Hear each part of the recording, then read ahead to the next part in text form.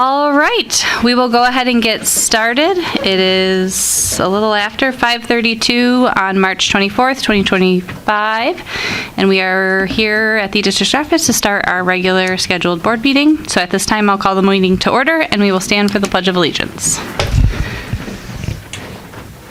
I pledge allegiance to the flag of the United States of America and to the republic for which it stands, one nation, under God, indivisible, with liberty and justice for all.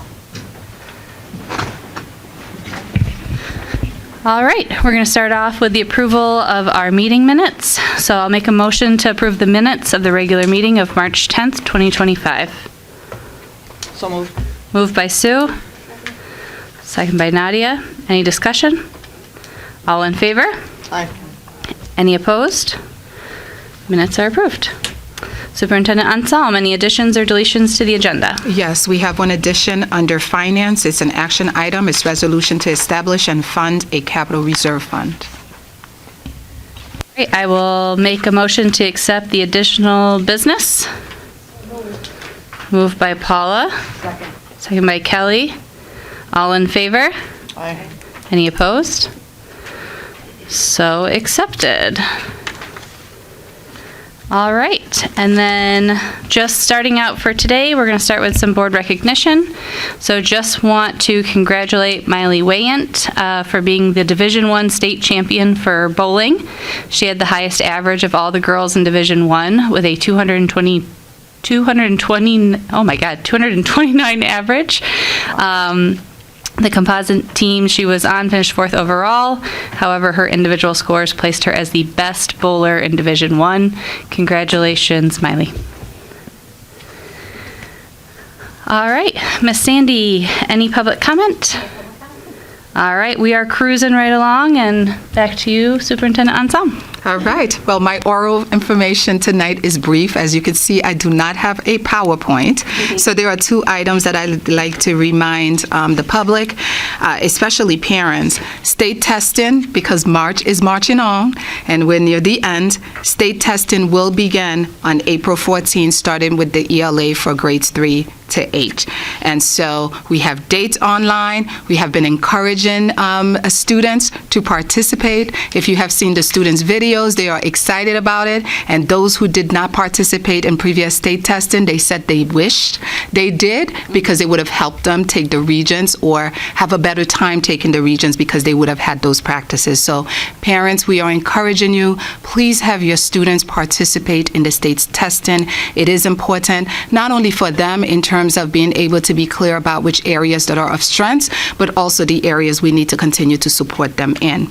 And in addition, there was an e-news that was sent out last week with all of the budget forums that we have set up in various locations around the city and in some towns. And so we're asking the public, if you really want to know about our school budget, the Board of Education have been hearing about the budget since November. We started that process, but now this is the culmination of it. We really would like you to be informed, so we have set those up for your attendance. The board members will be traveling with us as well through these different sessions, but we were very intentional about having some of them in district while at the same time hosting some in the community.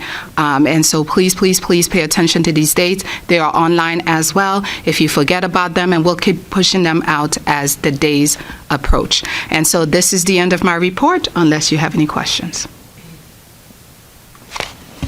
All right, moving on to Ms. Grace. So Stroud had their St. Patty Day semi-formal on Friday, and then spring sports have officially started, and we're gonna have the Save a Life tour come and teach our students about distracted driving before prom and ball start. And then we're very proud of the 45 10th graders who took the PSATs on March 19th. Thank you for the updates. And with that, we are going to move on to our recommended budget workshop. On to the CFO, Georgia Gonzalez. Good evening. Tonight we're going to discuss the final parts of what goes into any budget, and that is actually planning for the future. We've discussed probably over the last 3 or 4 meetings what our budget's going to look like for next year. We're still awaiting the governor's final run in order to finalize our budget for the 25-26 school year. But as of right now, we're still maintaining that 2.56% tax levy. And approximately, and we'll see a little later in the presentation, approximately $160 million overall budget. So I'm going to go into discussing what our 5-year financial forecast looks like over the next 5 years and what we're going to do for reserves and utilizing those reserves as we move along. So I want to give you a little bit of background about how I went about this forecast, because there's a few different methodologies that we could use, but I specifically used a methodology of looking at the past 5 years and using those historical trends specifically here for Rome to help plan for the next 5 years. I then also took into account any nuances that may be happening within our country and our world right now and how that may be influencing some growth or inflation rates or those kind of things. So you'll see a little bit of mixture of both of those, but I did try to take into account specifically our local area. The purpose of the 5-year plan is not only to provide 5-year projections, but also to allow us to start planning for our long-range management. This includes not only capital, but planning for maybe what that looks like for labor. And we want to make sure that we're always utilizing those 3 pillars that we put in place earlier this school year as we were planning for next year's budget, which includes the program and service alignment, fiscal responsibility, and our equitable resource distribution. That is putting money specifically in the school buildings that need it the most, making sure that we're using the money for things that are necessary and not just always nice. And we also want to make sure that with the climate the way that it is currently, that we're using all state and local funds to the best of our ability, making sure that we're maximizing those funds, including any grant and opportunities that might be out there. Not just what the federal government always gives us or intends to typically give us, but other grant opportunities such as the current OMH grant that we currently have. There's some others that we've been applying to for technology and so forth. So we're going to constantly be applying for those things. And then, of course, we want to try to optimize any of our shared services. We do a lot with BOCES currently, but there's other partners that we have within our community that we want to utilize that maybe can provide services better or less expensively than we can ourselves. So I first started looking at what our reserves currently are or what I expect them to be by the end of the school year. As you can see, we have a relatively healthy reserve, and we did discuss this probably about 4 months ago now. Those numbers have changed slightly as we've built interest and so forth, but we have not really put any additional funds into those accounts at this time. But we do have approximately $10 million, almost $10.5 million in restricted fund balance. We expect to have approximately $2.5 million that we're going to have in encumbrances. Last year, it was closer to $3.5 million, but again, I looked at prior years and what that kind of looked like, and on average, over the last 5 years, it sits right around $2.5 million, so I expect that number to stay. We've already discussed that we expect to fill the gap for our budget next year of approximately $12 million, and so that's where that number comes from. And currently, based on our projections through the end of the school year, we will have unassigned fund balance of approximately $7 million, which gives us an overall restricted fund balance of $32 million, almost $33 million. So when we start looking at then what's unrestricted, which is the money that is really available for us to be able to use to put into reserves or to have as access to be able to do some other things with, we're only allowed to have 4% based on the governmental rules that are out there currently. You can see that this year, if everything stays where we're expecting right now, we'll have approximately 1.1 million that's over that 4%. So some of the questions that I received this year from the board specifically is, where are we going to start funding some of our capital reserve from? And that would be that number there.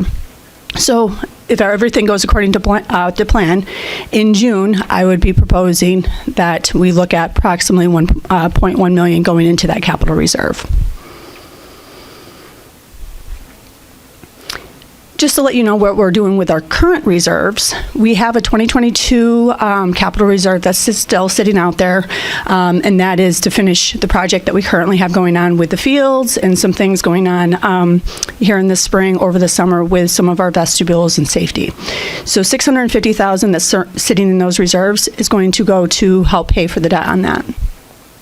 Then we're looking to establish a reserve of approximately $10 million, which you folks will be voting on tonight in order to put the proposition out to voters.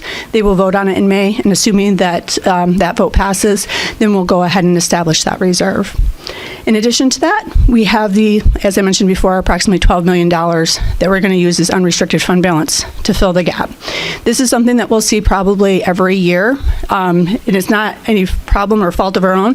It's just the way that our budget cycle typically is working, with some of our revenue coming in later. So as I was building these numbers, I wanted to make sure you were very well aware of all the assumptions that I made, and there are a lot of them, because we're not sure what the market's going to look like, especially when you're planning out 5 years. So I looked at a lot of different markets out there right now. I looked at different economists and what they're kind of predicting. And this will change on a regular basis. We will continue to have this as a live document, and we will talk about this every year moving forward. But we're expecting a growth rate of approximately 2%, which is good for our revenue. That means more people will be moving into the area. From an economy standpoint, that means that we'll have more people helping to take on some of that tax burden. So that's a positive thing.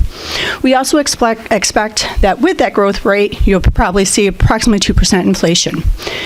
That's good on the one hand of, better for our economy in terms of revenue, but it also means because of expenditures and going up, we will probably expect a 3% increase. You would think it would be 2% and 2%, but when we factor this in, you're talking about labor as well, so it's not just materials.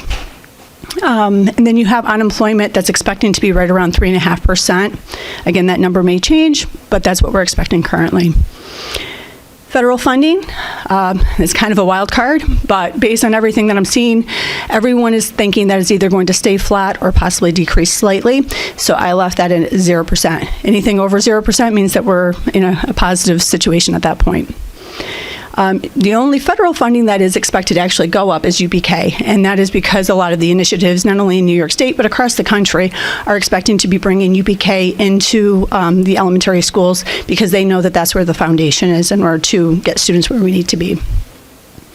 Salary increases, this is across all units, and again, this is based on a statewide average. This is not just Rome specifically, but I used 4%. They're saying anywhere from 3 to 5%, so I went middle of the road. This could be different depending on contracts. It could be different depending on how many contracts we have in any one given year. But right now, that's a pretty solid number. Our benefit increases, this is specific to healthcare, but on average, we're expecting that to be 7%. And that's the number that you'll see that I've kind of flowed with through all these other documents. Technology increases, just due to the types of devices that we're going to need more in classrooms with AI, with different smart boards and so forth. We're going to see approximately 5% increase, especially as some of the microchips and so forth that are put into those computers are being built more here, and more people are utilizing them. That's what the rate is currently.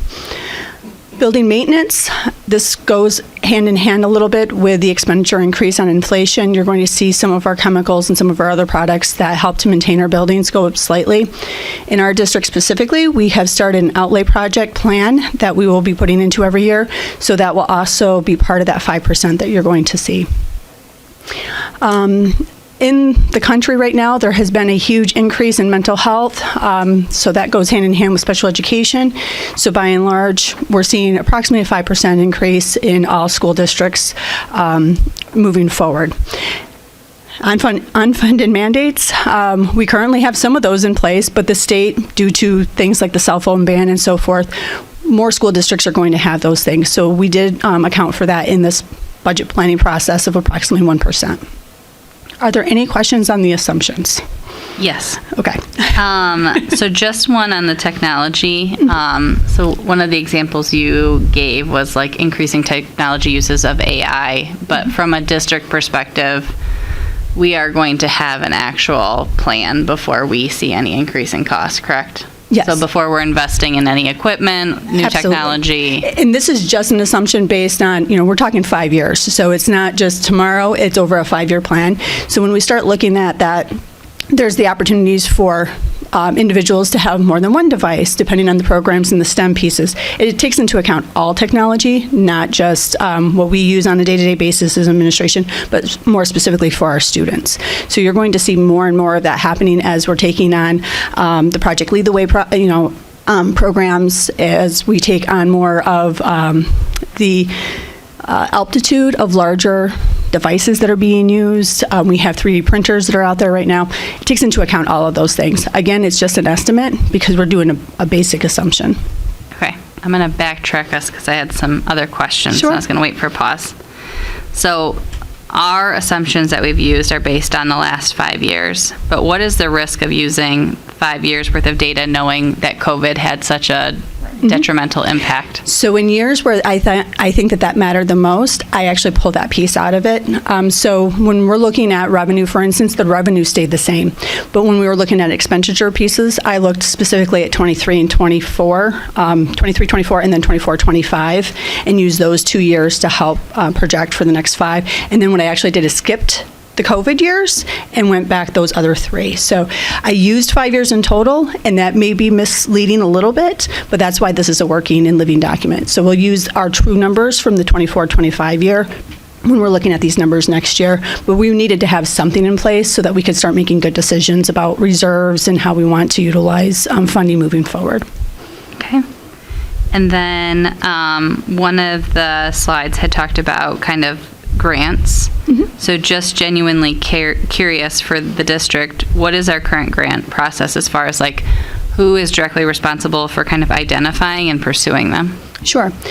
So right now, it depends on what the grant is. We have a lot of what I'm going to call mini grants, and a lot of our teachers right now are doing those if they're like between $500 and $1,000, $2,000. They are pursuing those directly. They do contact me to get an EIN number and to get some of the information to process. If they're larger programs, it appears to be mostly our directors that are applying for those types of grants.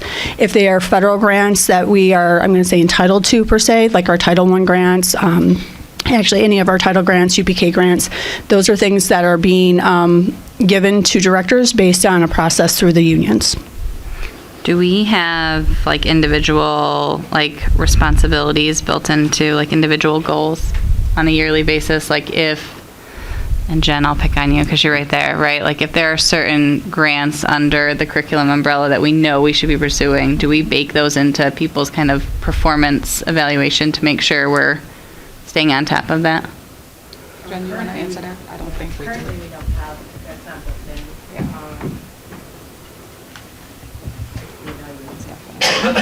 Currently, we don't have that built into the evaluation piece. Really, what we do is stick to and adhere to what New York State requires of us, and then we also have we have specific people that are assigned to us through the state that actually watch over everything that we're doing, and it won't get approved unless we have those things in order. There are some people that do go for competitive grants, and they work closely with the business official with those. But currently, we are not pursuing at this moment anything particularly that you're looking at with curriculum and instruction, because most of it is actually funded through our title grants that we have at the moment. So that's still an option. So to your point of asking if there is performance-based goals in those, I can defer to Superintendent Anselm to add on to this response. I think you answered it correctly. I have not seen, I could speak for myself, any evidence. I know that there are individuals who get stipend for completing the paperwork, but in terms of how well the paperwork is completed or how well it's being I know that it's managed by the business department when we receive the funds, but I haven't seen that as part of their evaluation.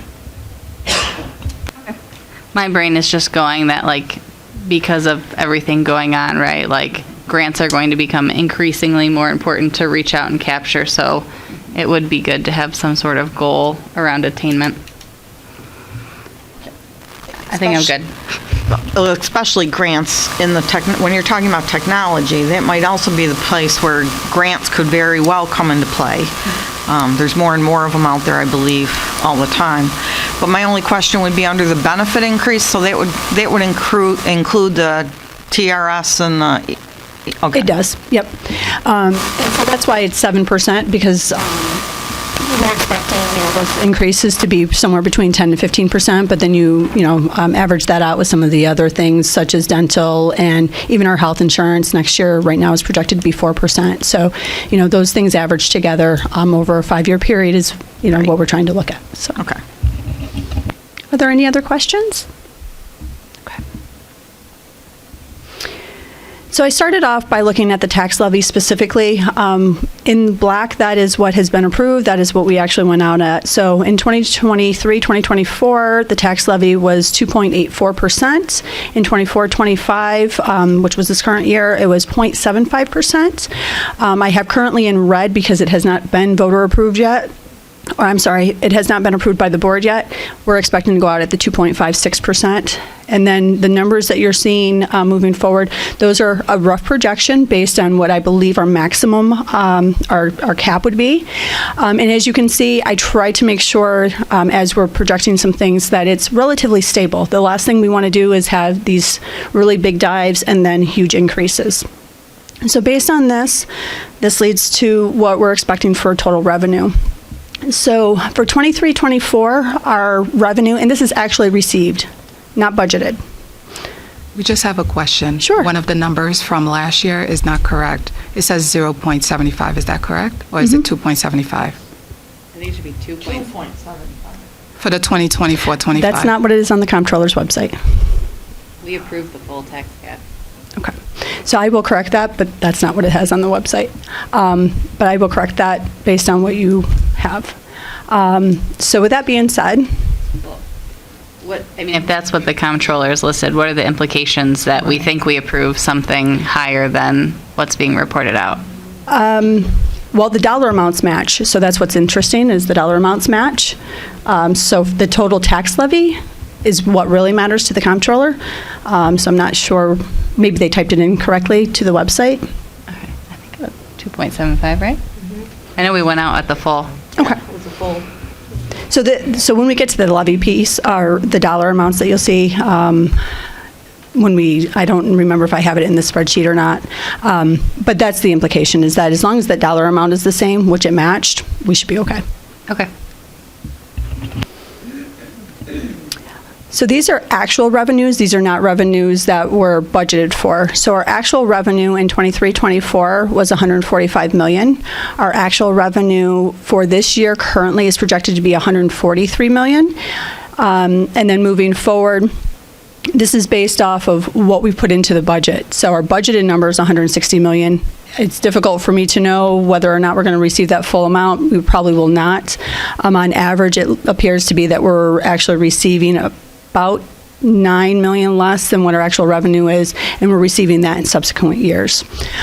So as I did that projection, we'll see roughly $160 million, then $166 million, $172 million, $178 million, and then $184 million approximately 5 years from now. Again, this is making some assumptions, and every year the board has to be able to approve not only the tax levy, but the overall budget. So this just kind of gives you an idea of what we expect that projection to be over the next 5 years.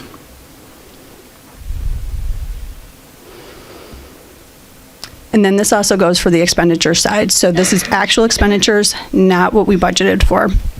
So what we've seen for the actual expense in 23-24 was $142 million, and then for 24-25 is approximately going to be $147 million as of right now. Next year, I expect that to be $153 million based on what our expenditure history has been over the last 3 years. And then 158, 164, 170, and 177. Again, some of that may change. There may be emergencies that come into play. There may be other things that we have to look at depending on teachers and so forth that we maybe need to add, or other programs that we look to add throughout the process. But based on what we have currently in our programs, that's what the numbers would look like. So when you put it all together, this is kind of what that would look like. For next year, those revenues would be approximately 160 million, with expenses of approximately 153 million, which would give us unrestricted fund balance of approximately 7.3. As you recall on an earlier slide, it's approximately 7.4 million, so we're not too far off on what we expect that unrestricted balance to be. And it stays pretty consistent year over year over the next 5 years. What I would draw your attention to, though, is the fund balance. It goes from 4.5% down to 4% over the next 5 years, which is not necessarily a bad thing. However, when we start talking about fiscal stress and so forth, the closer you get below 4%, then we start having some conversations. The government does allow for you to have up to 4%, but as you get down into that 2 and 3% number, especially a district our size, that means you have less and less money to be able to take care of emergency type situations. So that gives us the idea of what we need to start looking at for expenditures and potential increases in revenue, whether it be through grants or whether it be through increasing the tax levy. Again, doing this every year will determine whether or not we actually have to do those things, but it allows us to start planning accordingly. Again, as you look at the over 4% limit, those are the dollars that we can start putting into reserves or we can start using towards other educational programs. By and large, we would either give it back to the taxpayer by reducing the tax levy in the following year, or my recommendation at this time, since we know we have a large capital project that we're trying to do, would be to put it into that capital reserve with the expectation that overall we're going to reduce the tax impact later on when we get ready to do those larger projects. Then I just wanted to throw out a reminder about the 3 propositions that we're going to put out in May, one of them being the 66-passenger bus, one of them being the capital reserve, and the one about our budget proposition of 2.56%. I'm sorry, can we No, go you're back 2 slides? 2 slides. My brain's, Yep, this one. this is the hard part. Sure. So in this chart, our revenues continue to increase. Correct. How are our revenues increasing? So revenues increase 2 ways. They're increasing because we have a tax levy that continues to increase every year. And they also potentially are increasing due to state aid increases. So like this year, we had a state increase of approximately 5%. So that's how they'll continue to increase every year.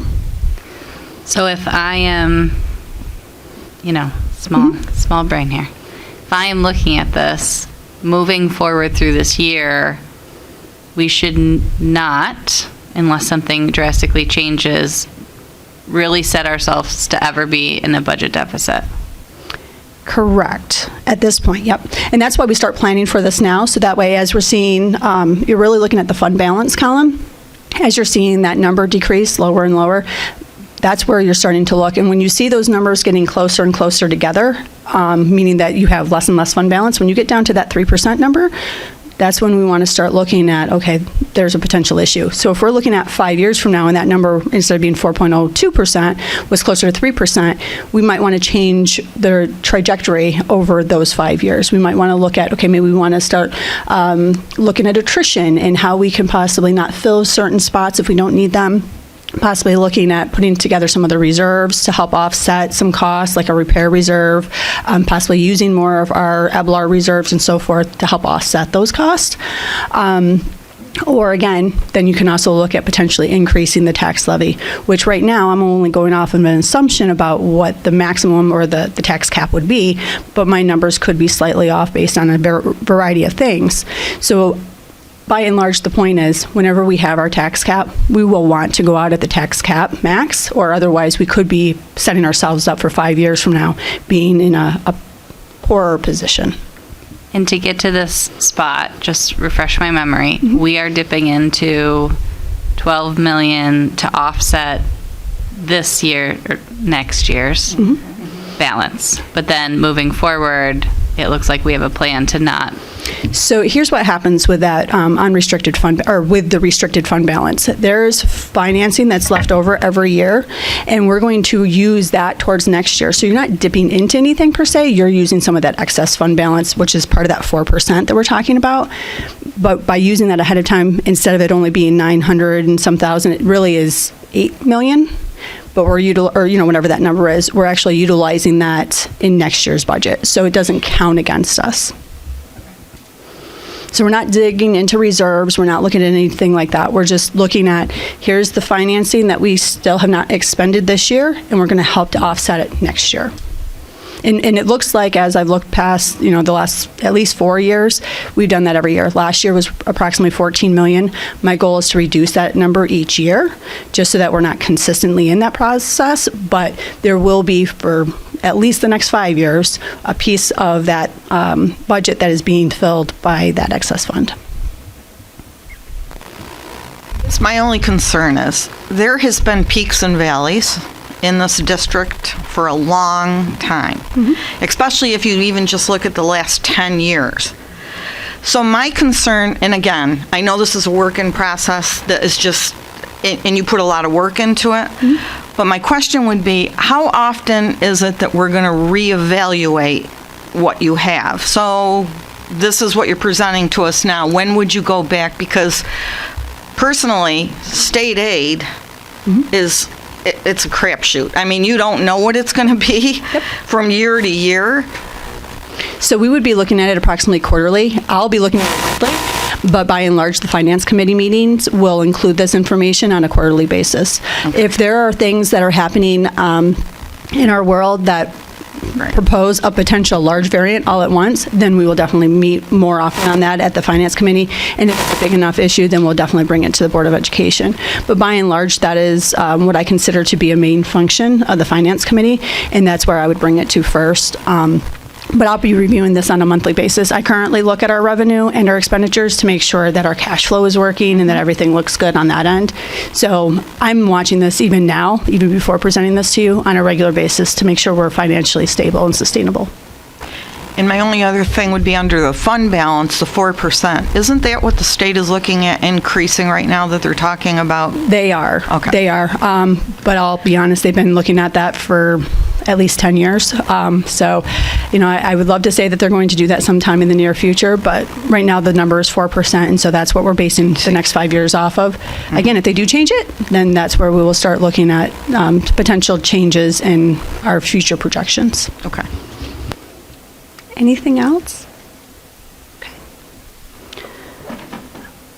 So I did put in when we're going to have those informational forums. I believe we have changed the April 16th time to 4 o'clock, just to give us more time to be able to transition from the town leader meeting into the board meeting that happens that night at 5:30.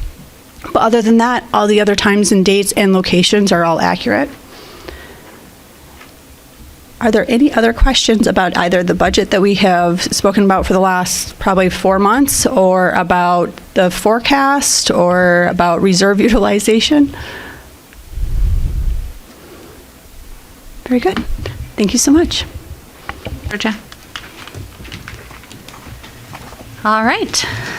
Moving on in our agenda, we move on to consent. So resolution to accept consent agenda. That upon the recommendation of the superintendent of schools, the consent agenda be accepted by the Board of Education. I move the resolution. So moved. Seconded by Paula. Any questions? All in favor? Aye. Any opposed? Resolution passes. And we move on to page 11 in our agenda, and I will turn it over to Sue. The action item is what we had is the additional business. So the first action item is a resolution to establish and fund a capital reserve fund.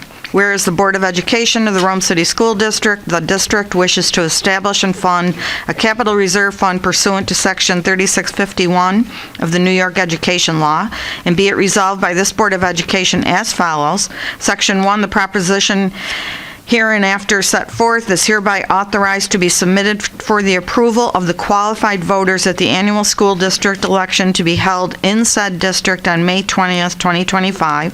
Section 2, the district clerk is hereby authorized and directed to include, as a part of the notice of the annual district meeting and election notice, the proposition in substantially the following form. Notice is hereby given that at said annual election to be held on May 20th, 2025, the following proposition will be submitted. 2025 Capital Reserve Fund. Shall the Board of Education of the Rome City School District be authorized to establish a capital reserve fund for a 10-year term pursuant to Section 3651 of the Education Law to be titled 2025 Capital Reserve Fund, and fund such reserve in an amount not to exceed $10 million, inclusive of accrued interest and other investment earnings, to be used for construction, reconstruction, renovations, improvements, and additions to all district facilities, including purchase of equipment, technology upgrades, classroom equipment, and/or school infrastructure equipment, site development, athletic fields, storm and sanitary sewer driveways, and parking lots. Such reserve fund to be funded from year-end budget surplus funds known as unassigned fund balance as available for the fiscal year ended June 30th, 2025, and each fiscal year thereafter for the term of the reserve fund. Transfers of excess monies from Board of Education designated reserves, amounts from budgetary appropriations from time to time, and New York State aid received and made available by the Board of Education from time to time, all as permitted by law. I move the resolution. I think you keep going. Oh, the second one is part of it? Okay, resolution to establish and fund a capital reserve fund. Continued. Notice is further given that qualified voters of the district may obtain applications for an absentee ballot or an early voting ballot from the office of the clerk of the district. Completed applications must be received by the clerk of the district no later than 4 p.m. on May 19th, 2025, and must be received no later than 4 p.m. on May 13th, 2025, if the absentee ballot or an early voting ballot is to be mailed to the voter. Completed applications received after 4 p.m. on May 13, 2025 will require the voter to personally appear at the office of the clerk of the district to receive an absentee ballot or an early voting ballot. A listing of all persons to whom an absentee ballot or an early voting ballot is issued will be available for inspection by any qualified voter in the office of the clerk of the district between the hours of 8 a.m. and 4 p.m. during each of the 5 business days prior to the election. Notice is further given that military ballots may be applied for by qualified voters by requesting an application from the district clerk at 315-338-6521 or S.A. Russell at romecsd.org. Completed applications for military ballots must be received by the district clerk no later than 5 p.m. on April 25th, 2025. In a request for a military ballot application or ballot, the military voter may indicate their preference for receiving the application or ballot by mail, facsimile transmission, or electronic mail. Section 3, the clerk of the school district is hereby authorized and directed in the name and on behalf of the district to do all acts and things necessary following the advice and counsel of the district's attorney and the district's bond counsel to comply with all applicable laws, regulation, and executive orders relating to the annual meeting to be held on May 20th, 2025, and to do all other acts as may be necessary or in the opinion of the district's attorney and the district's bond counsel, desirable or proper to effectuate the purposes of the foregoing resolution and to cause compliance by the district with all applicable laws, regulations, and executive orders relating to the notice of and procedural steps to be taken in connection with such annual meeting.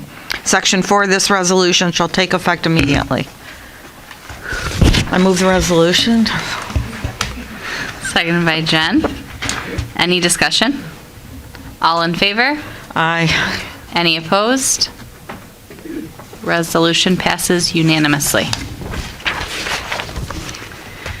All right. Sure. Sounds good. You want to wrap up finance? I'm sorry. Oh, yes. Our audit committee meeting will be April 10th at 2025 and May 15th, 2025 at 3 p.m. each. And we do have a finance committee meeting to discuss the budget, to review the budget that will be presented on April 7th, 2025 at 3:30 p.m.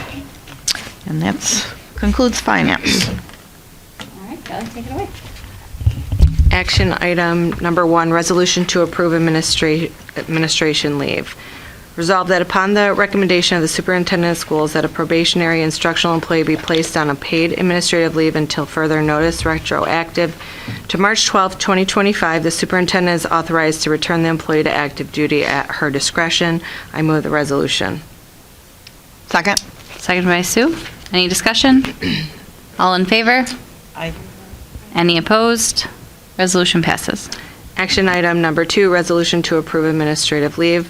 Resolved that upon the recommendation of the superintendent of schools that a permanent non-instructional employee be placed on a paid administrative leave until further notice, retroactive to February 24th, 2025, the superintendent is authorized to return the employee to active duty at her discretion. I move the resolution. Second by Nadia. Any discussion? All in favor? Aye. Any opposed? Resolution passes. Action item number 3, resolution to accept retroactive pay, whereas Melissa Swistak, who was hired by the Rome City School District on January 9, 2014, became a member of the CSEA clerical unit on April 9, 2018, and was therefore eligible for longevity payments, and therefore be it resolved that Melissa Swistak is entitled to longevity retroactive pay of $7,497.33 for the period, $7,479.33 for the period of January 1, 2020 to June 30th, 2024, to account for the missed longevity payments and the raise on the longevity included on base, and it be further resolved that effective July 1st, 2024, Melissa Swistak's new base salary shall be adjusted to $44,190.78, reflecting her entitlement to the longevity increases on base as stipulated in the CSEA clerical unit contract. Be it further resolved that this resolution shall take effect immediately and the required retroactive and salary adjustments shall be processed in accordance with the Board of Education's payroll and administrative procedures. I move the resolution. Seconded by Paula. Any discussion? All in favor? Aye. Any opposed? Resolution passes. Action item number 4, resolution to authorize additional duties for clerical personnel on a per diem basis, whereas the Rome City School District Board of Education recognizes the need for additional support to ensure the effective operation of the school district, and whereas Melissa Swistak, currently serving as the senior office specialist at Gansville Elementary School, has agreed to undertake additional responsibilities on a per diem basis in the absence of a regularly assigned school district registrar, and whereas the Board of Education wishes to compensate Melissa Swistak for these additional duties at a rate of $74.69 per day. Now therefore it be resolved that the Board of Education hereby authorizes Melissa Swistak to perform additional duties on a per diem basis in the absence of the school district registrar as a compensation rate of $74.69 per day until a school district registrar is regularly assigned, and be it further resolved that the superintendent or designee is authorized to make any necessary arrangements to process the payment in accordance to the district's budget and procedures. I move the resolution. Seconded by Jen. Any discussion? All in favor? Aye. Any opposed? Resolution passes. Action item number 5, resolution to accept the memorandum of agreement. Resolved that upon the recommendation of the superintendent of schools, the Board of Education hereby accepts the memorandum of agreement between the school district and the Rome Administrators Association. I move the resolution. Seconded by Nadia. Any discussion? All in favor? Aye. Any opposed? Resolution passes. Action item number 6, resolution to accept the memorandum of agreement. Resolved that upon the recommendation of the superintendent of schools, the Board of Education hereby accepts the memorandum of agreement between the school district and the Rome Teachers Association. I move the resolution. Seconded by Jen. Any discussion? All in favor? Aye. Any opposed? Resolution passes. And on to Jeff. Okay, policy. Action item number 1, resolution to accept the first reading of policies. Resolved that upon the recommendation of the superintendent of schools, the Board of Education hereby approves the first reading of the following policies: 4325, academic intervention services; 5150, school admissions; 5150-R, School Admissions Regulation, 5151, Admissions of Resident Students, 5152, Admission of Non-Resident Students, 5155, Children Experiencing Homelessness, 5420, Student Health Services, and 5420-R, Student Health Services Regulation. I move to resolution. By Jen. Any discussion?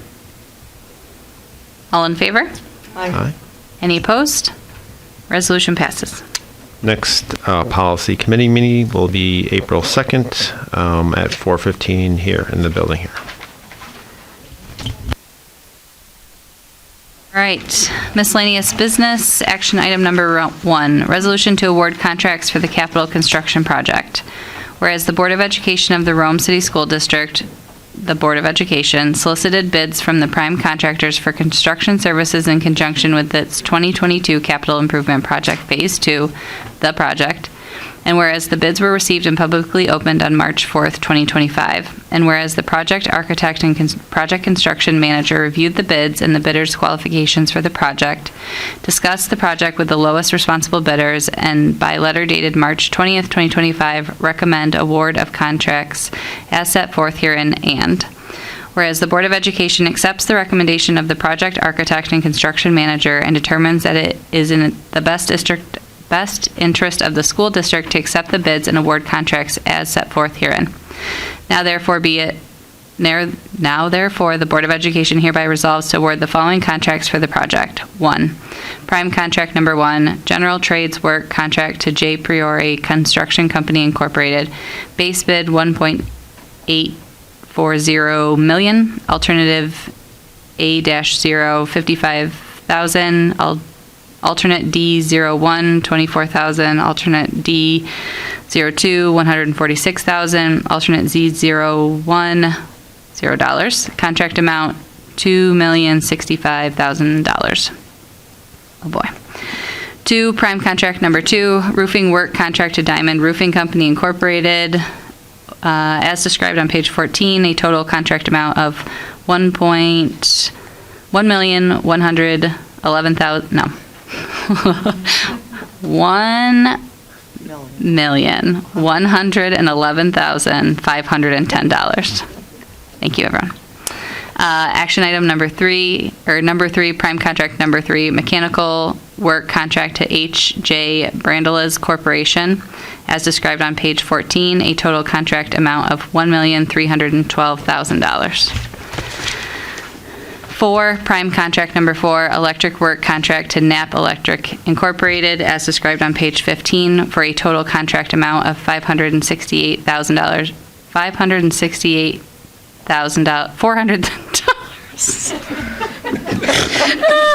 Okay, it's been a long one.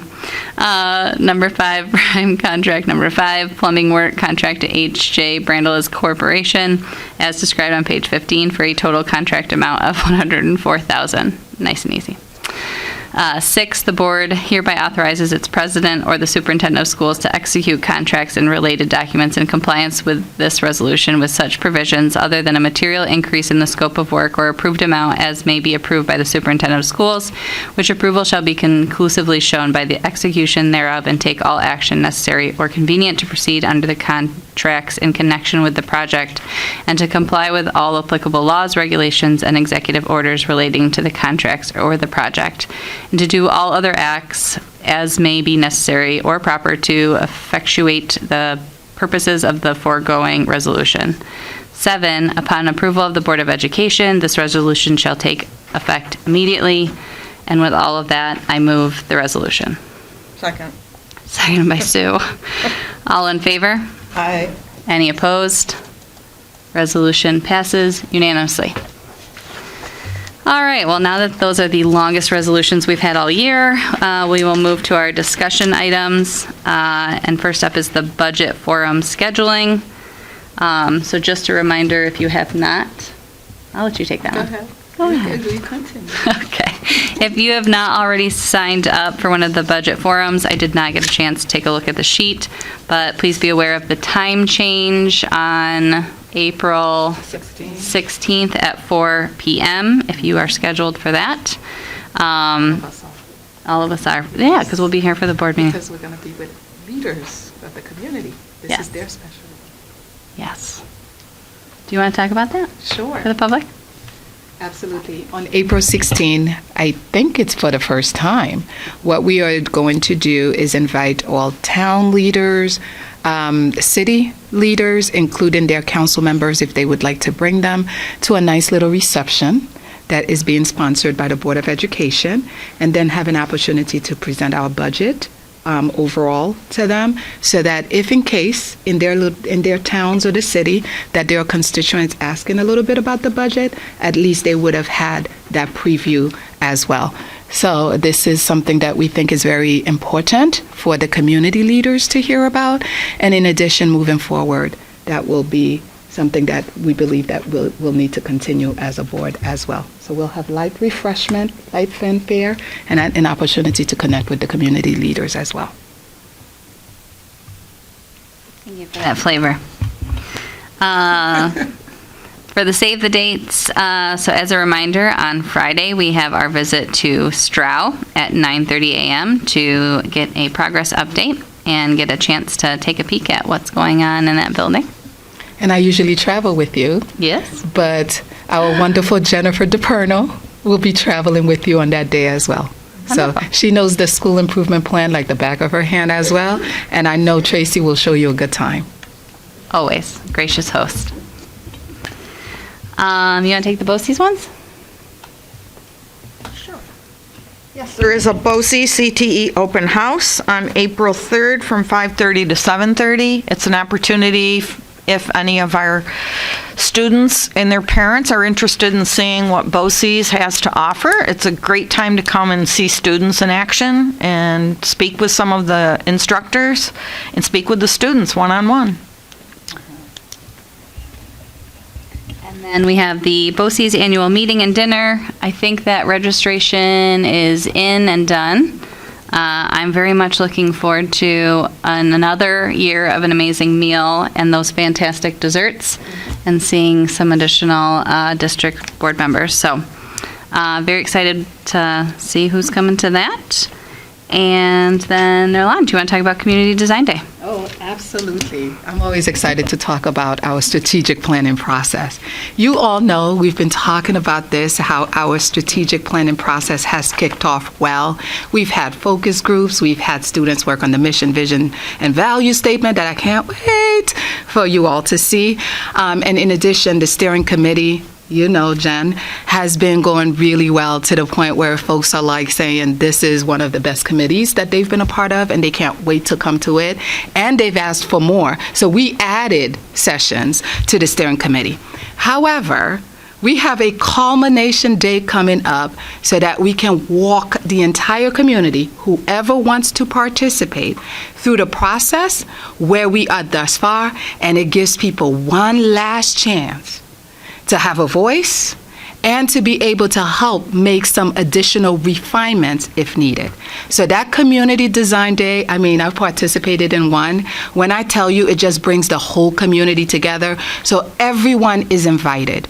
If you are a resident of Rome City School District, you are welcome. We will be putting a lot of PR out there. It's going to be on a Saturday so that there's no opportunity for individuals to say, you know what, I missed that because I was too busy. So it's on a Saturday from 8:30. We're going to serve you breakfast. We're going to take care of you. We're going to have lunch with you. But it is important because when we talk about the pillars of this district, when we talk about the mission and vision statement of this district, we want anyone who lives in Rome, if somebody were to ask you, what is one thing Rome is working on right now, you should be able to speak about it. And therefore, it is important that you are a part of from the beginning. And of course, after we put our whole strategic plan together, we're going to do a presentation right here for the board and the entire community to see.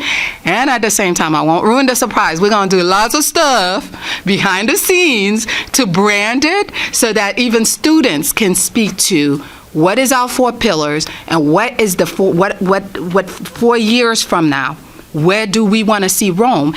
And and for other people to also be able to hold us accountable to what we say we want to do, because we did it with this community. And it's not only going to be Rome City School, it's all of our community that's going to be involved in our process. That's why we tell people, if it's not part of our strategic plan, you can have a good product going on, but it needs to be in alignment with what we say we want this district to go. So we're inviting you Saturday. We're going to take care of you, but please come. It is going to be, you won't regret it. It's going to be fun. You know, anything I'm involved with is fun. So we're going to laugh, we're going to have fun, but we're going to be serious about the work and complete the work, okay? It's going to be at RFA. Yes, at RFA. And the ILO group will be here. The consultant will be here. Yeah. Great. Well, geez, I'm not a morning person, but with that passion and conviction, I think we'll all be there. I get excited. All right, and we have no further public comment, so I think in record time for this year, I'm going to make a motion to go into an executive session to discuss collective negotiations, matters leading to the employment, promotion, demotion, discipline, suspension, dismissal, or removal of a particular person or corporation, and the proposed acquisition, sale, or lease of real property or of securities, but only when publicity would substantially affect the value therein. I move the resolution. Moved by Sue. Second by Nadia. All in favor? Aye. Any opposed? All right, into executive we go. We will not return to a public session. Everyone have a great evening.